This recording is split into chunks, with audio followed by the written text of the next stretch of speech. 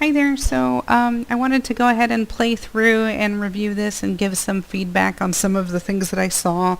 I guess the first thing that I wanted to get out of the way here is we had some problems playing like our team comp suggests, and hopefully I can better explain this by giving examples here.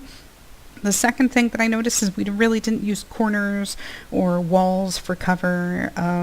And the third thing is that I think some of the things that our priority order of how we were assessing the threats and everything was not the best way to go about dealing with the problems. I think it's best to look at each time that we have a confrontation with the enemy team, like we're grouped up and we're going in, we need to start looking at it like we're dealing with different threats and the priority order.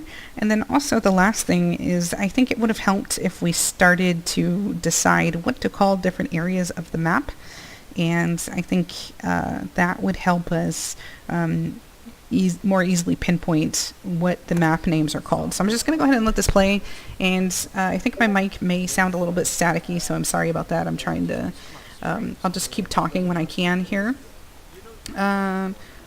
One of the things, let me go ahead and move this forward. I think that Hanzo/Goats, or the Hanzo version of Goats, is okay. In fact, I think that it's very beneficial. If we look at this comp right now, we have the Lucio, Reinhardt, Zarya, Brigitte, Hanzo, and Moira here. So this comp is very straight lined. It's where, I'll just call it a straight line. It's kind of a made up term of mine, but basically how this works is that this comp is designed to point in a very specific direction of a problem and go towards it and deal with it. And that's it. And so it's designed, the strength of this comp is to make sure everybody stays together and solves the problem together. And usually that's how that's supposed to work, but keep in mind this map is not designed to be the best map for this type of comp, and the reason why is because first of all the point is uphill, second of all there's this pillar in the middle of point that kind of forces the team to separate, meaning that not only is the enemy team going to need to split us up in order to kill us, but the map is also trying to split us up to kill us. And so we have a little bit more of a challenge, and I'm not saying that this comp can't work, but I think the saving grace is having the Lucio, so the Lucio can speed us around, and the Lucio kind of motivates teams to group up better. So we do have that, but that really is how this map runs. Let me go ahead and let this play. We are going into the main, and one of the things that I did want to point out, just something I know about the map, is that it takes about 14 to 15 seconds to get from spawn to point, and if you go in the main path. So 14 to 15 seconds. When you take the left-hand route over here, which is around this little doorway, and then you go in, that takes about 15 to 16 seconds. And then when you go on the low ground over here, the lower left, that takes about 15 seconds. When you go on the upper left, it takes about 17 seconds. And so I think that one of the things that we need to look for in this first push, because the first push is always going to be so important, when we're looking at maps and we take this first push, we need to look at how the team is coming into the map, and that will give us an idea of what problems we may have to face. So for example, if you go in on the upper right-hand side of the map, that really encourages people to flank. Or establishing, it encourages flankers, it encourages multiple angles. And so that means what's going to happen if we took the upper left is part of the team might drop down to push forward, and then part of the team might stay up on the high ground. Like, I have no doubt that the Hanzo would stay up on the high ground and the rest of the team would have dropped down. Or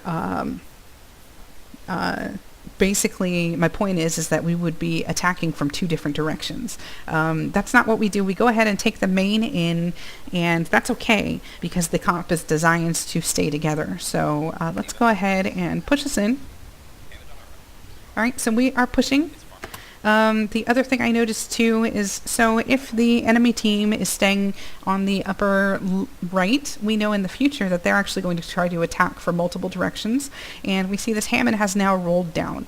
And so he's rolled down into what is called the neutral ground. And so that means since we don't own that ground and we can't do anything immediately about him right now, that's why it's the neutral ground. And so he's not attacking. We know that he's on the right.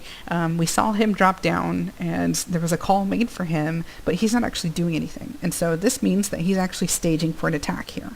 And so if he's staging, he's going to wait there until things are optimal. And I do think I make a call to say that he's behind us as well. I know that he was called to say he's on the right, but it was also called that he was behind us. And at this point, I think what we should have done is when there's a threat, when there is, when the enemy team is in multiple directions, and right now the Farah has actually moved from this right-hand side all the way to the left. And so they're actually setting up different angles of attack on us, whereas we can only attack or defend in a single angle. And so we're already at the disadvantage here.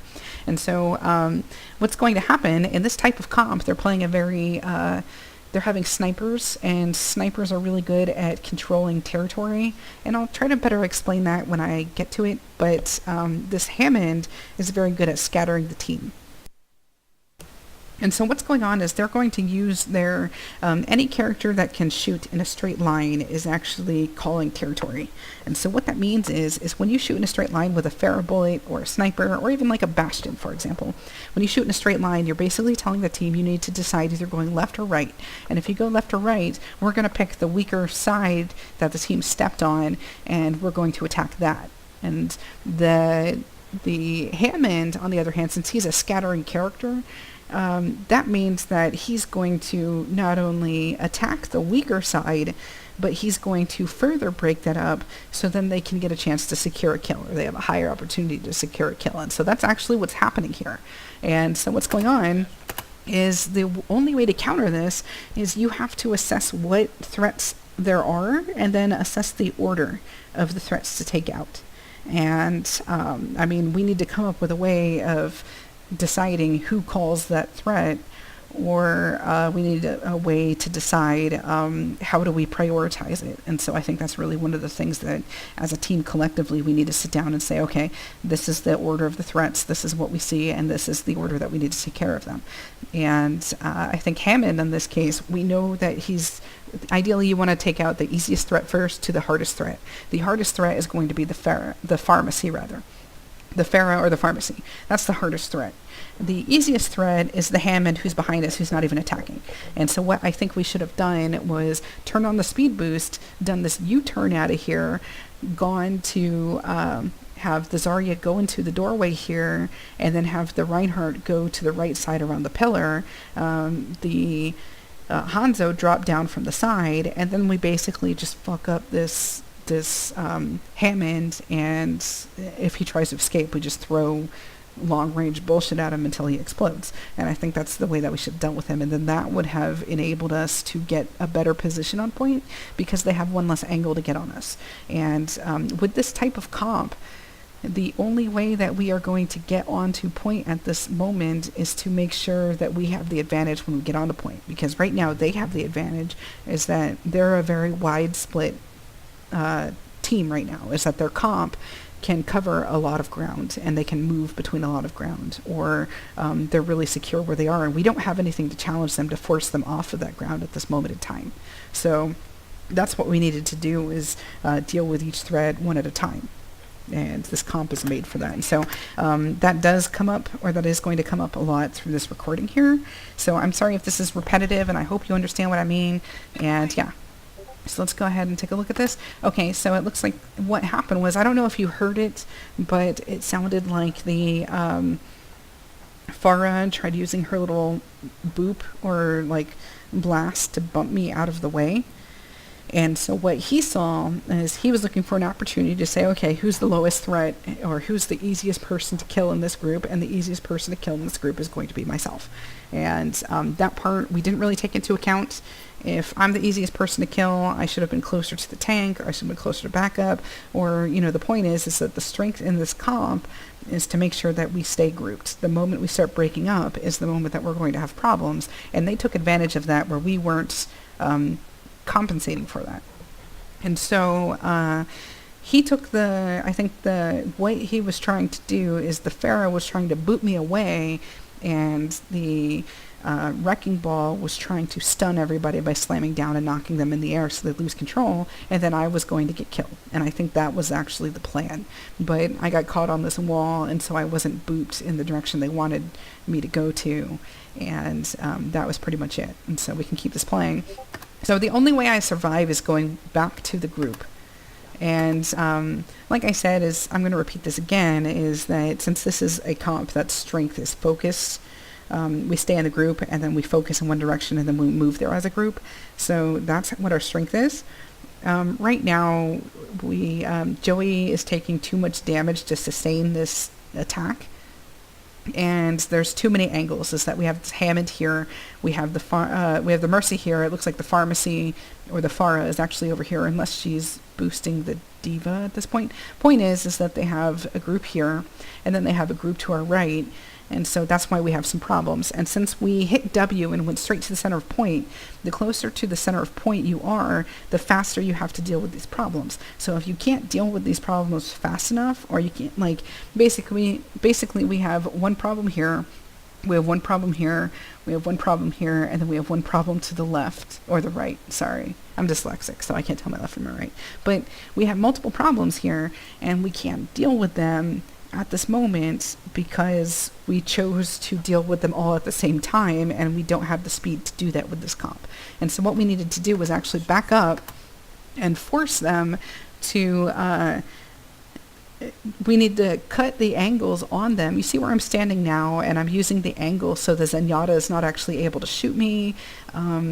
If we had backed up to where I was, and I feel like maybe I should have said something, and at the time I really didn't think to say anything because I didn't really look at it like this, but I do now. So my point is if we had backed up here, I think we would have taken only damage from one direction, plus we probably would have been able to keep Joey up, and we would have had to force them to match one of our angles in order to get to us, and I think that we would have been able to pick one of them off. I think what would have happened is that we would have been able to keep Joey's shield up and then rely on Stolen to deal with one of the first threats, and then after that, I could have thrown my ball to reinforce that, but we didn't back up. We tried to stand there, and that's the whole point of when I mentioned that there are characters that specialize in splitting the team, and then there's characters that specialize in scattering the team.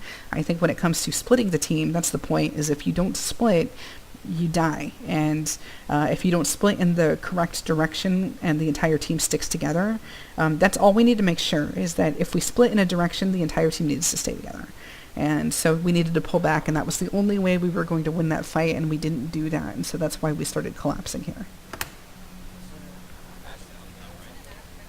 Alrighty, so we're pulling back. And then there's some talk of going to dive.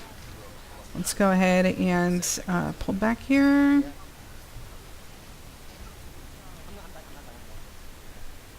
The reason, I just wanted to point out the reason why I feel that this is anti-goats, and I'm not an expert, I'm not a grandmaster or whatever, so the reason that I think that it's anti-goats is because goats relies on staying together as a team, whereas their comp that they picked was designed to actually split up the team. And then once you split it up, you can deal with one big problem or you can deal with little problems. And they turned it to where they can deal with little problems, especially on this map too. So the map actually helped them.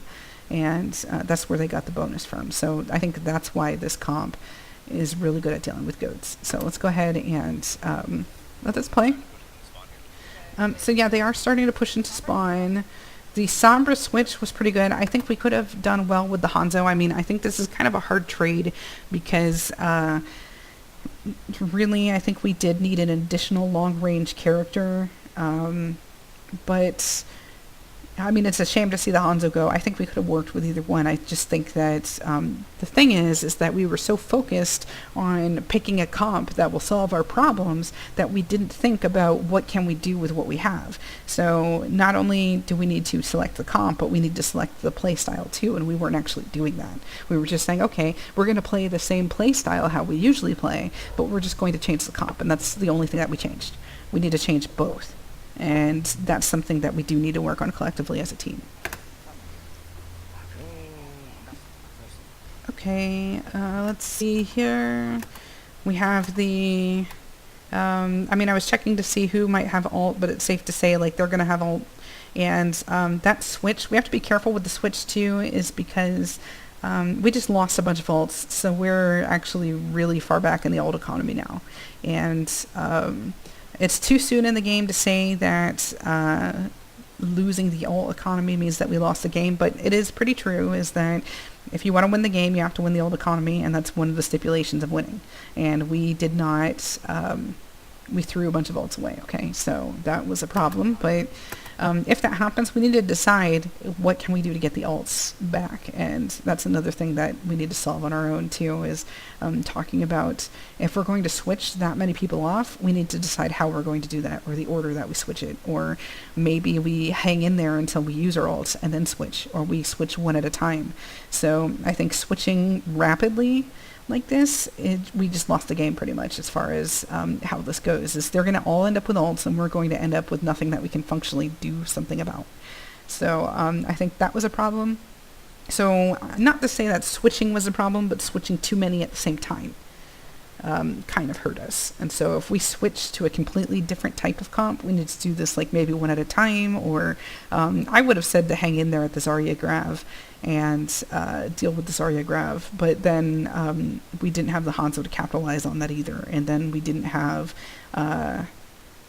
I don't know, we didn't have a number of things, but the point is the weakness of this comp that we're actually playing against is that they can spread out, and so in order to exploit their weakness, we have to do what they're the opposite of what they were designed to do, and that means grouping up. And so I do think that the Zarya Hanzo would have been the way to do that, but that kind of makes it a little bit hard, at least ult-wise. I mean, if we weren't going to get the ult, we weren't going to get the ult, but we just need to think about forcing the enemy team into a situation that their comp is not made for. So, let's see, we're trying to push out a spawn here. And then at this point, the Zenyatta on our team is going to be, I know, Shane. What makes this a little bit more complicated is because Shane is the only person right now who has that long-range attack capability. And while the Pharah, I mean, I can help with the Pharah, I get it, and the Lucio can help with the Pharah too, but that means that we have nobody who can explicitly go after the Pharah. We have a bunch of people. The only people that can go after the Pharah has to choose between killing the Pharah or killing their own team, essentially. And so that was one of the problems, is that now we have, sure, the Sombra can hack the Pharah if the Pharah ever gets close enough to be hacked, where I can tell you if I'm having a problem shooting the Pharah with my abilities or reaching her, like I barely even see her. And if I'm having that kind of problem, it's going to be a nightmare for the Sombra to do it. The Sombra will have to sneak up on the Pharah. So it's not impossible, I'm just saying it's going to be 10 times harder, but we didn't, like I said, is that all of the healers now are in a position to where it's like, okay, do I heal or do I kill the Pharah or kill my team? And that's a really difficult question that I don't think that I'm experienced enough in this game to really answer. When is it time to let my team die in order to kill the Pharah? Or when is it time to save my team but let the Pharah kill us? You know, so it's kind of a hard choice, I guess, is where, like, if you're ulting it'd be different, but there was no cover. There was no shields, there was no safe ground that we stood on, there was no neutral ground, and so there was really no setup for us to be enabled to kill the Pharah. Alrighty. I'm looking, and so this grenade, or the TNT or dynamite or whatever, it was designed to make everybody scatter, and it does its job pretty well. This comp that we have is better at scattering, except for I guess that's the hard part, is that I think the reason why goats works is because the character selection, I mean, not the only reason, but the character selection compels people to group, is that you have the Brigitte, and everybody wants to go around Brigitte because she automatically gives health, and everybody wants to go around the Lucio because he automatically gives health, if you're in the group range of this. But now we're playing dive characters who are compelled to spread out, and their abilities enable them to spread out, plus the Sombra who enables them to spread out, and then basically what that actually does is that means that we have a healer that's designed to group, we have another healer that's usually designed to play in a group, and then our Lucio is designed to play in a group. And so that means we've actually turned the healers into the front line. And, I mean, does it need to be that way? I don't think so, but we didn't adjust our play style for it to happen any other way. So, here's what I mean.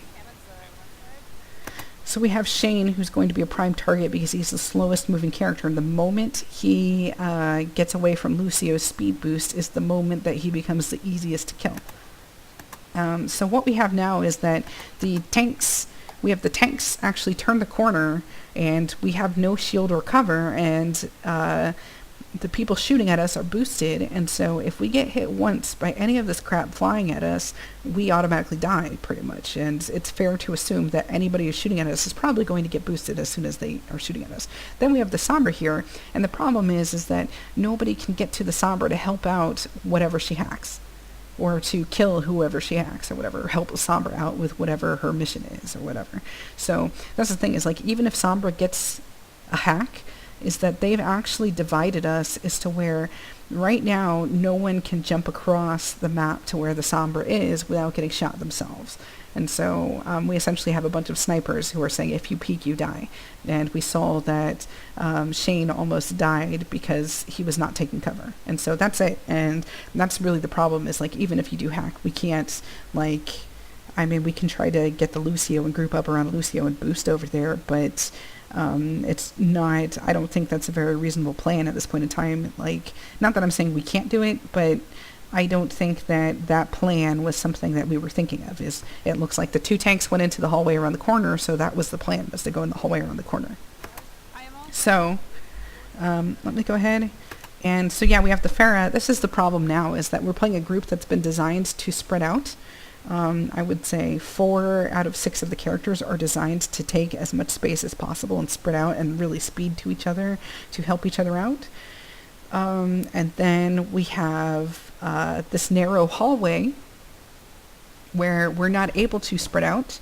And then we have the Farah shooting at us, where her ability is to shoot people who don't move and kill people who don't move left or right. And so she's a splitting character, but she's we can't split, and so we die. And that is one of the problems here, is that we're going into this hallway. I think if we had gone this way in the beginning with the Reinhardt, the Zarya, whatever we have, like the Brigitte comp, if we had gone this way first and gone down the narrow hallway, there's no way that the enemy team could have gone into the narrow hallway to kill us. Unless, you know, I mean, they would not have been able to take multiple angles, because we'd be using the terrain to make sure that they don't have multiple angles on us. We could just go ahead and go in a straight line and we'd be fine. In this case, and my throat is getting a little sore. In this case, see, this is exactly what I mean, is like right now is the only person in a position to rescue Shane is the Diva, but the Diva needs the defense matrix to deal with the Farah. But right now we have, this is one of the examples of not playing the angle, is that I understand Shane is probably trying to shoot either at the Farah, yeah, he's probably trying to shoot at the Farah right now, but Shane is distracted with shooting at the Farah that all this takes is a one-shot, and she's a hit scan, and so there's so much risk with this hit scan. The only way that a projectile character is going to win against a hit scan character is if they miss. That's pretty much it. And so right now you're relying on the the Ash to be a worse shot than you in order to win this fight, when really it shouldn't be boiling down to player strengths or player capabilities. I mean, that's part of it, yes, but there was a way that we could have isolated this to make it to where it's not chalked up to experience but the resources, and we didn't do that. We were saying, okay, if somebody's a better shot than the Ash, then they can take care of the Ash, and that's not really the case. Is that we have Mickey, who could have used a shield matrix to shield Shane, or we could have had Shane actually go around the corner instead and then wait there for the tanks to go in and then shot at the Ash instead. And so really I think the other thing too is that the Sombra is not in a position right now to help us per se, and so I think that probably we should have waited until the Sombra was in a position. I mean, I have my ult here. We do have some resources here that we could make available, but we didn't actually set up any coordination to use them. Is we just decided, okay, this Ash needs to die, when really, if you're looking at this, the problem is not actually the Ash. The problem is the Mercy boosting the Ash. Because if we don't kill the Mercy boosting the Ash, all the Ash needs to do is just drop down and she's going to get healed to full. And if worse comes to worse, if somebody chases her, she can just run to that heal pack or like blast herself to the heal pack by using her little coach gun thingy.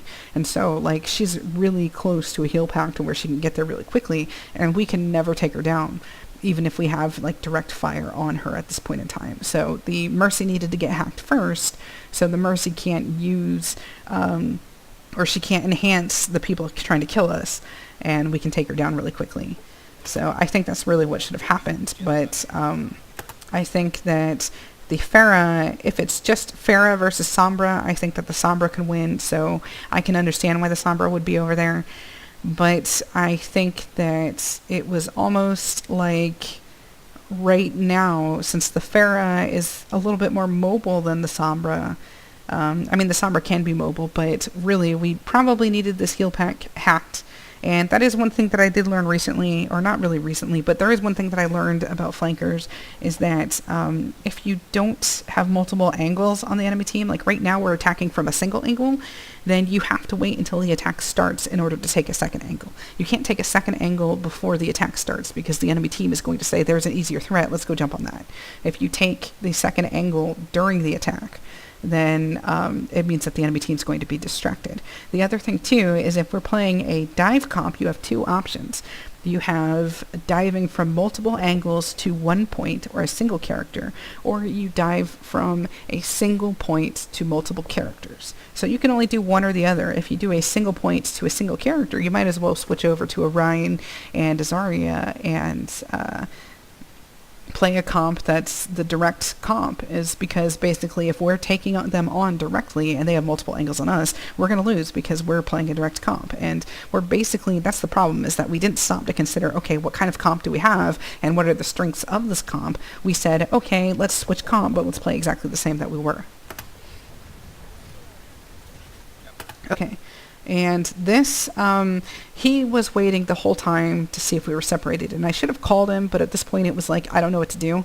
So it was a little bit demoralizing on my part. It was just like, okay, I can't call because you guys are too far in to go back, and I have nothing to get to. I'm not going to escape this. And I do think I do make the call, but because I made the call and Salem tried to save me, that means that the tanks now have no healing. And so that was kind of a scary situation. Yeah, that's it. Like, I mean, it's basically, we're dealing with a boosted Pharah all at this point.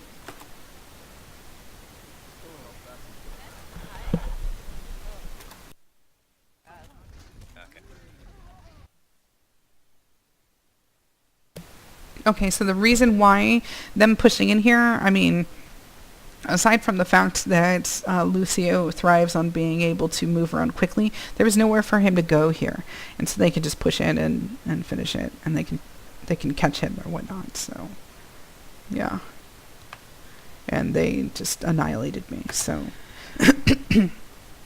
okay. So this next thing I'm seeing, ignore that little blip from Discord. It's probably still in messaging me now. Alright, I can't get out of spawn. One of the things that we should have done is that since we're playing dive, and like I said, the whole thing about multiple points to a single point or whatnot, we had two options of how we could deal with this. Is that we had multiple exits out of spawn. We could have taken the second exit. We could have had part of the team go out of the second exit. We'd have to actually stage a dive out of spawn to them. Whereas right now we're actually just hiding, and this is kind of wasting time, and I understand why the hiding was, but at this point they're looking out of the same direction, and I wasn't thinking, and I'm not saying it's anybody's fault, it's just that I think at this point it was just kind of like, okay, I don't know what to do, I don't have anything to say, because this team, like, we already had it in our heads at the beginning that they were much more experienced than us, but at the same time, like, it was kind of like, okay, why bother when they're just going to destroy us anyways, because they are so much more experienced than us. And like, I get it, but I think at the same time too, if this happens, and because it's open division, so it's very likely that we might actually encounter this like in our next match, we don't know, but basically stopping to say, okay, what are their characters doing, or what are the habits of the players, what can we do differently to make sure that maybe we might have a different behavior or different reaction, like you know, or worst comes to worst is you stop and say, okay, everybody play, we're probably going to lose this, or we're having a hard time, so just play what you're most comfortable in. And the reason why that's the other option is because a person playing a character that they have the most time in is going to be a little bit more versatile to how to deal with certain situations. So that means rather than playing a Winston like a Ryan, or a Diva like a Zarya, or myself like a Mercy, instead, I can play the Mercy like a Mercy and do adjust my strategy on a personal level to accommodate rather than the character. And I think that that actually goes further. So let's continue on. Okay, and then we have, see, this was one of the things too, is I think that our communication did start to break down here, or we were just like, well, let's just get our paychecks and get out of here. And I think it's because, or I could tell that it was starting to happen because we stopped talking too, is like Miggy dove upward, and I don't know if Miggy said anything or if something's wrong with my speakers or anything, but I didn't hear the call to go upwards there. I think that would have been an interesting play if we had maybe had one tank in this doorway here, and then when Miggy charged upward to distract the Pharah, maybe we could have pushed towards the Zen, or maybe we could have hacked somebody else who was shooting at us or something. So I don't know. I mean, there were different options, but that was an opportunity lost there. And I don't think that's anybody's fault. I think it was just one of those things where it was like, okay, what do we do? And we have to do something. Alrighty, let's see. So we're still trying to work on this. We got pushed to spawn. I think what maybe should have happened, and like, I get it where Stolen is trying to hack the Pharah, and at this point, that's one of the things, is like, if you're hacking the Pharah is already on the high ground. She's already shooting. She's already getting boosted off and on between her and the Ashe. And so what's going to happen is the moment she's hacked, she's still going to get boosted. She's still going to be on the high ground, and she's still going to be able to shoot the weapon that she's been using to terrorize us this entire time. So hacking her doesn't actually change anything. I think what one of the solutions we could have done is hacked the Mercy, and then probably had the tanks jump up and go after the Mercy. And since we had the spawn advantage, if somebody dies, they'd be out of spawn, but we also could have sent the Sombra towards the enemy spawn to wait for the Mercy to get out and then hack her as she gets out, and that would have forced the team to turn around. But we're also at 78%, so the other option is to actually leave spawn on the high ground and then speed boost through the high ground all the way back to point, and that would have forced the points, it would have forced the enemy team away from our spawn. Plus, we could have had the option of having the Sombra and the Diva actually wait to jump on the slowest moving character, which would be either the Ashe Or the other option is to have the Diva and the Sombra hang back and jump on the enemy Zenyatta or the enemy Ashe, which I think the enemy Zenyatta would have used his ult and made his way back to point, but then he still would have moved faster and you guys could have just switched off to the Ashe. But if the Zenyatta was hacked, he wouldn't have been ulted, so that would have solved that problem. So yeah, what I'm saying is that we should have gone on this high ground up here and then speed boosted and then left the Diva and the Sombra behind and then jumped on the slowest moving character and taken that person out. And I think that probably would have swung the fight in our favor. Plus, I don't think that they would have been able to organize themselves so cleanly to take the point again. I think they would have had to do another push after regrouping. I'm on fire. Is there Ashe as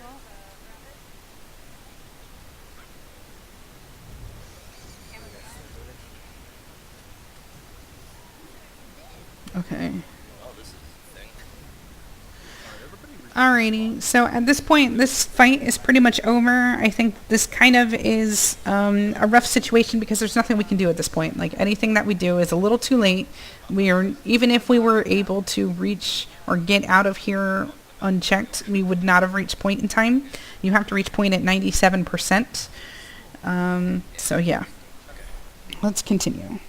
Alright, stay Sombra this entire match because they're apparently liking that far Mercy and they're liking Panda too. So, round the Pharah? Yes.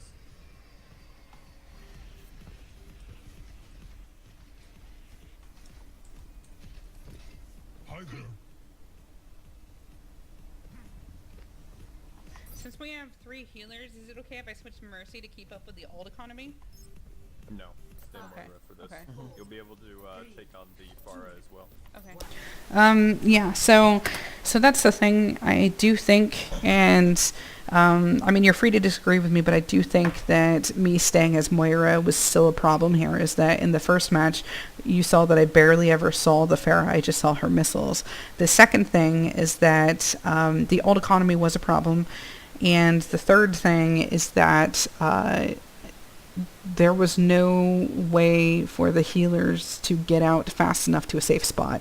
Is that the tanks will move and there's no frontline DPS, so basically it's just going to be the 3 healers having to look after each other, which is okay, but what's going to happen is that we have to become like DPS, which I know that Zenyatta can DPS, but it means that while we're trying to take care of the Pharah is going to be shooting back at us. And it's sort of like the same situation when there's a pharmacy and everybody's expecting a single McCree to deal with it, is that it's not going to happen unless the McCree has shelter or a shield or something like that. So if the single McCree is dealing with the pharmacy, that's just too much for one person to deal with. And I know that the Sombra is there, but there was no coordination to actually the order or how we will deal with the Pharah. As I think that if we had dealt with the best thing we could have done is firstly hacked the Mercy, killed the Mercy, and then hacked the Pharah and killed the Pharah. And I think that probably would have solved like a bunch of problems, but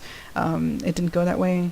And I think that maybe that would be something that we could entertain the idea of practicing to, I mean, sometimes what works for one team doesn't work for another, so if you feel like going after the Pharah would have been the best way first, then sure, we can practice that. We can have a DPS play Pharah and a healer play Mercy, and then we can decide what works for us in the fastest way possible. But in this case here, I don't think that the Pharah came close enough for me, and that was one of the things that I did mention that I wanted to show too. I think, if anything, switching to an Ana would have been better than staying as Moira. So.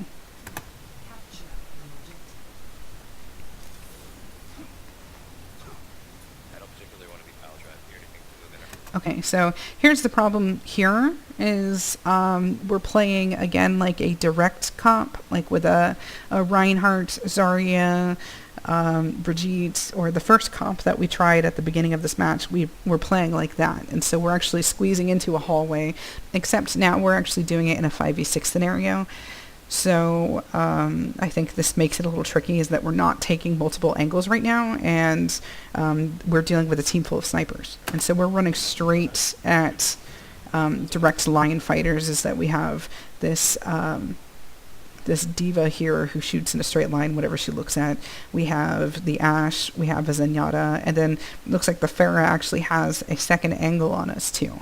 So what we needed to do was either we should have gone main where we did have the option to spread out, and we should have also either we could have gone main or we could have had two entrances. We could have used two entrances and then waited for the chance to dive on a single target, or vice versa, is dive on a single target and go on the other entrance. Which, what might have happened is if you could get the Wrecking Ball to slingshot over this roof and take them from behind, or even the Sombra to hack somebody from behind just to get somebody to turn around, that might have been okay. I'm not sure, but I think the way that we came in, like, look how we went across, is like, I think everybody even lined up and the healers were stuck in this room while there were missiles going between us and the tanks. So we couldn't actually help in the way that was needed because we couldn't get a clear view of the scene. We're basically right now is you're not getting healed by one of the healers, and I'm not saying it's anybody's fault. It's just that you guys are out of range and he can't get there or he's going to die. And so I can shoot a ball, but I can't use the maximum amount of my healing either because I just can't get close enough because there's no shield down. And I think calling that there's a shield down would have helped too. Or maybe it's, maybe I messed up because I should have asked for a shield to go down. But I think we would have benefited more if either what we could have done is half of the team take this area and then half of the team take the low ground. And that would have forced their team to spread out. And so, like I said, our comp, since we're like a scatter comp, we're really going to have a strength in spreading out and then making the other team spread out and then diving on them one by one and diving from multiple angles and whatnot. And so that's really what's going to help us, which we didn't do that. We took them out straight on. And this is not the comp designed for that.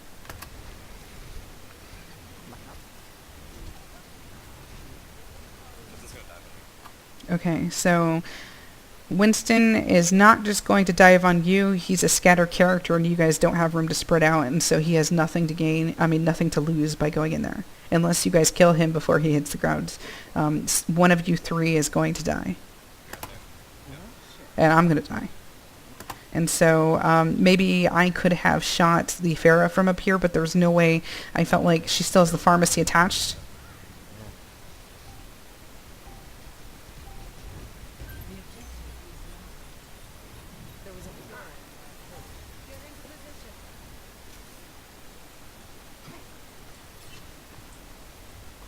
Everybody top left. Still winning.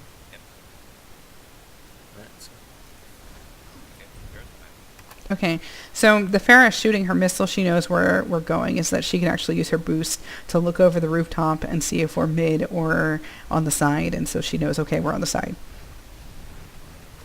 So this is a little bit more, I wanted to say that I think it could have been more successful, but you're trying to dive without taking a staging ground.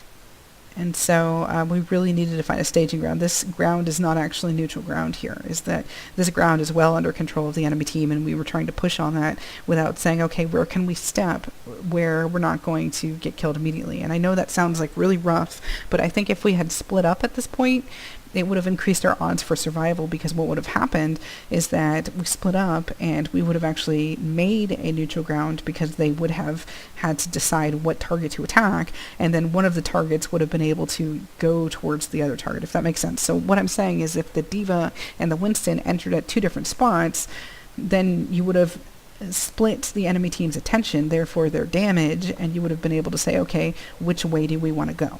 And if the Winston had the better way, the Diva could have run to the Winston, or vice versa. And that would have worked a little bit more cleanly. I think at this point, again, it kind of sucks because Sombra in this comp is a really good choice, but I think we were just under so much pressure that there was no way to utilize that tool. And so I don't think that we were getting the payoff. And I'm not saying that Stolen was doing anything wrong. I just think that even if Stolen did everything perfect, it was almost impossible to coordinate efficiently as to how to deal with this team. So, let's see. I'm gonna die here. No. Yeah, we were just getting melted. So, this is... So yeah, the only thing I can suggest is that we did keep trying to go through these windows, but we didn't spread out when we were going through them. And so that was basically where, as far as direction, is that it's certainly something we need to practice maybe in quick play or games in the future too, is that just deciding what we could have done was we could have had like Solus peek and make them come to us and then just dive over the house and come in behind them or something, or try to bait them into going into the hallway. Or we could have had where two people go into either hallway and then have the Winston jump over and go after whoever's the easiest to kill. That's the idea, is that we want to split them up and decide who is the easiest and deal with the easiest as fast as possible, while the other person who's in the harder situation, after the fight starts in the easy mode, the person in the hard mode just runs away. And runs away, circles around, and goes to help out the rest of the team or something like that. So we could have done it like that. Yeah, so there were some complications here. So, okay, we're going mid. And I think mid is going to have the best success. Alrighty. And then this part, I think what happened, because I think I was trying to follow, and that's one of the things too, like I feel terrible about this, but playing Mercy for so long has made me recognize when a situation looks like we are going to die, and I don't know how to fix it. So sometimes I won't say anything, and it's not on purpose. It's just that I'm looking at this and I'm saying, oh no, we're pretty much going to die. We're going in, and I'm trying to go over there, and we have this Winston here and the Farah that are actually flanking, and we have a 4v6 situation. Like, I'm not even going to get over there. Then we have the Anna aiming at me. And so, yeah, I think this was, and I'm sorry about this, this was a little bit of panic, because all I'm seeing right now is we are going to die, and I don't have a suggestion to fix it. So what do I call? I can't say, like, kill the Winston who's about to drop down, kill the Farah. I mean, we've been trying to do that. And so, I think really what I do see is that the Anna is here. And what we could have done is, I'm betting that if we had started to push in and the team started to rotate, we probably could have jumped the Anna mid-rotation. As we didn't have to go onto point right at that moment. We could have made an opportunity to get onto point, as we could have started to go to point and then pulled back around the corner and then dove the Anna. So that could have happened. I mean, it was high pressure, but that's the other thing too, is like, we don't immediately need to run to point. If we can't hold the point, then there's no point in going there, as we can use the rest of the map to play around in and decide how to put things in our favor to get a kill, or get multiple kills or whatnot, just to make sure that we can secure it in the first place. So that is one thing that we could have entertained, is we could have started running this way, or had like a tank peek just to get the rest of the team to rotate around, and then all of a sudden we could have jumped on this Anna here, and they'd be down a healer, and then they'd probably go to try to rescue the Anna. Then we could always jump to the other side, or whatever have you, you know. So there were some options that we could have done, and a little bit of creativity, but just keeping in mind, like, all it took, or all it would have taken, if you notice when they were diving on us, like in this situation, they would have somebody specifically waiting to dive the back. And if we remember, or, you know, play by this tactic, or learn from it rather, is like, okay, if you dive, have everybody else, or especially if we're defending, all you need to do is have the Winston hang out to the side where nobody knows where he is, and he just goes in the back, and he basically owns the map here, is where his job is. Whenever they push in, he goes after the back line. And that was... So this sort of tactic, or even this comp, is something that we can learn from. And so this is telling me too, with the pharmacy, I mean, Farah was updated, and how Boop's work was updated. This is a pretty compelling argument to say, let's play pharmacy more often, and see if we find a team that ends up knowing how to deal with it, we can use their strategy too. So that's just something we can watch and see how they're playing. But it looks like right now we had such a hard time that there wasn't really much to do.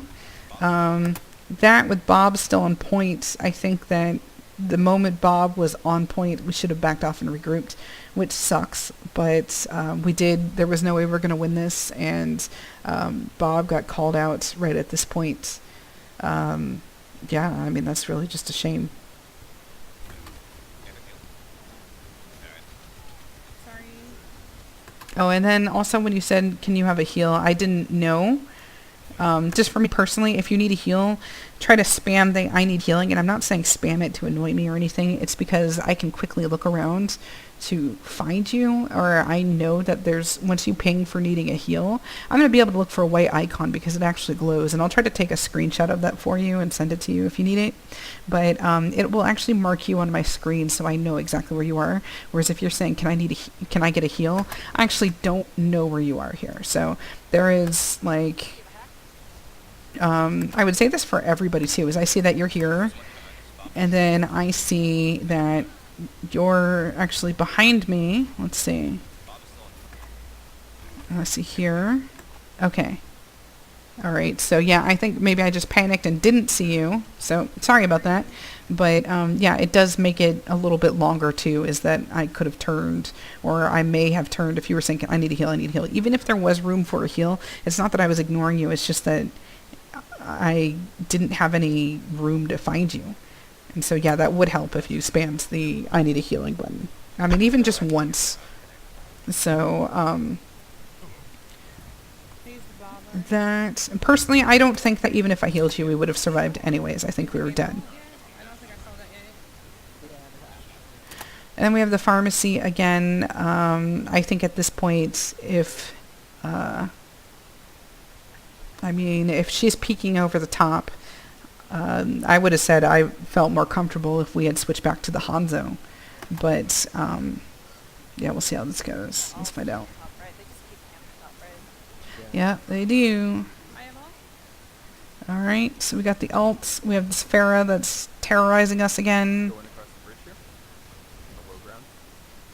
Make it quick. Let's go. Alright, and, gosh, I think yep. Yeah, he just jumped over the rooftop and came in behind us. Air rabbit. Oh Lord, that's a box spot. Wow. Awkward. Okay.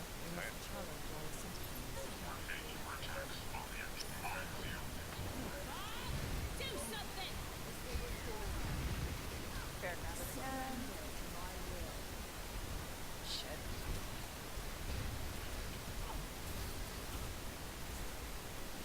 Yeah, okay, so, that's too bad. I think, okay, so on, there's 3 things that I wanted to identify here, just as a quick recap. And the first thing is the actual comp and how it was meant to played.